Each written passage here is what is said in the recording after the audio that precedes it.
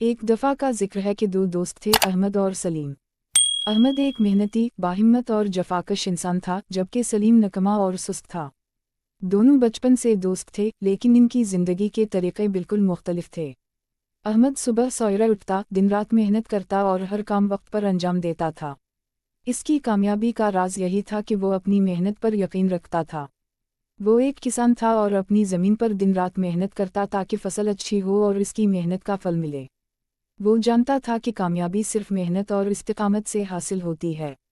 دوسری طرف سلیم ہمیشہ کاہلی کا مظاہرہ کرتا تھا۔ وہ نہ تو کوئی کام کرتا تھا اور نہ ہی اپنے مستقبل کی فکر کرتا تھا۔ وہ ہر وقت آرام کرتا، دوسروں کے سہارے جیتا اور سوچتا کہ قسمت اس کے حق میں خود ہی کچھ کرے گی۔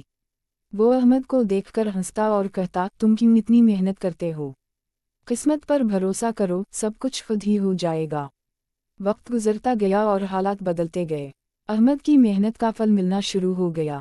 اس کی زمین میں زبردست فصل ہوئی اور اس کی زندگی بہتر ہو گئی۔